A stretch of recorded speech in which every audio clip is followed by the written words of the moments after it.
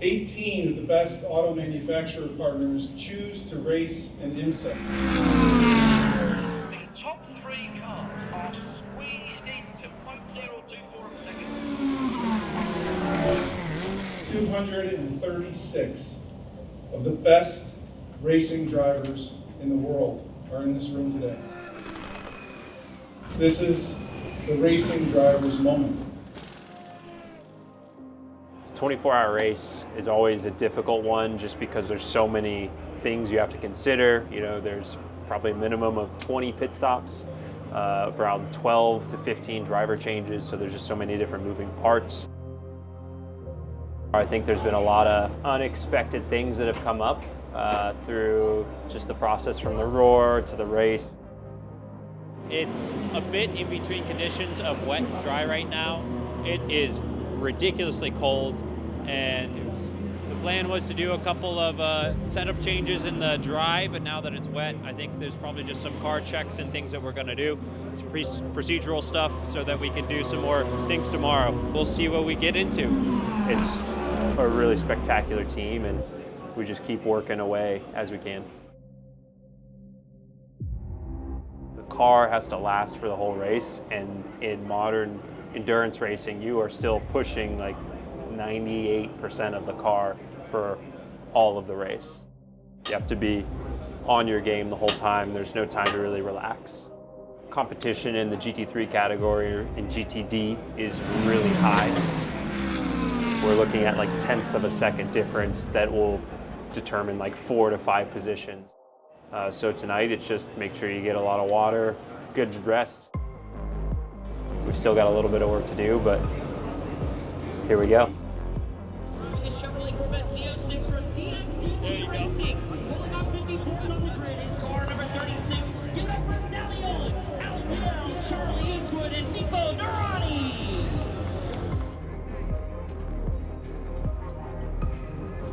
So we're on the grid walk here for the Rolex 24. Ready to go for a race. Charlie will be starting the race, then Solly will hop in, then likely I'll get in, so somewhere around 5 o'clock.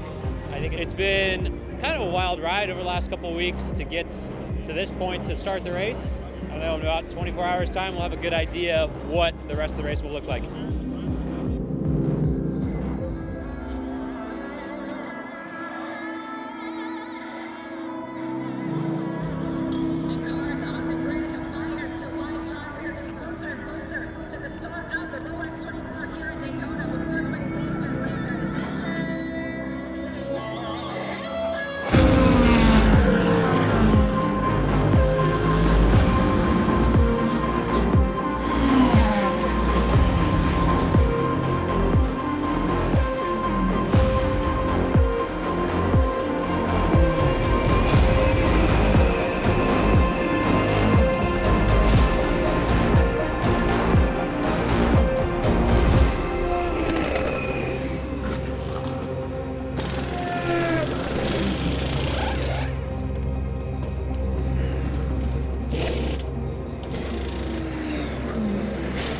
This is the racing driver's moment.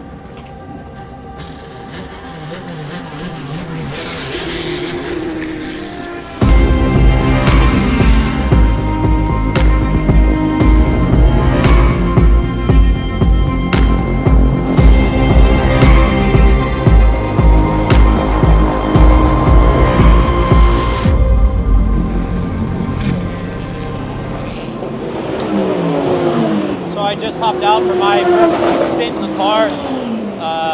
Felt pretty good. I feel like we're able to move forward a bit. A lot of like energy saving, just trying to maximize the amount of time that we can spend on the racetrack. So it's a little bit of a balance of when there's an opportunity to make a pass, you push and try and get past that car in front of you, but then also trying to keep in the draft of another car so you can get the top speed, because it's worth a lot here at Daytona. It's 7:36 right now, so I'll be brought back to the pit lane somewhere around 11 p.m. I think the car feels good. Fairly happy with it. I think we got a good car to fight with. we can keep the pace. We just make the lap time in a different way than all the other cars. But now I am done with my dinner, so I'm going to go rest.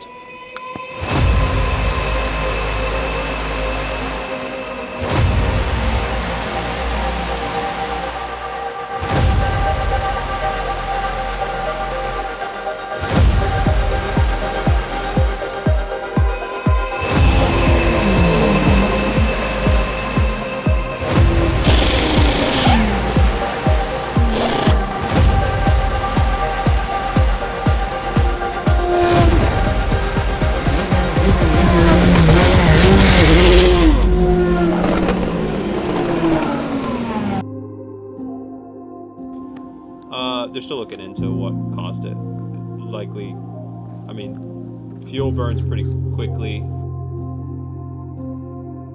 I mean, probably like 10 seconds it took the trucks to get there and start hitting it with, foam. I was in here and just woken up. Aaron came to get me, and then there was it's like, hey, it sounds like there's a full course caution. Hopped in the golf cart we're driving. There's a caution. It's like maybe it's just for debris or something. And we get to the pit lane, and one of the Taylor Duns, the golf carts that the crew uses, is like driving away from us. I was like, oh, that's weird. And I didn't really know what happened until about probably like 5 minutes later. Someone said the car was on fire. Charlie was out. He's okay. Yeah, it's a shame. There's so much energy, effort, everything put in by all the personnel on the team, and I think we're all share that common drive to really like win. So not the way you want races to go.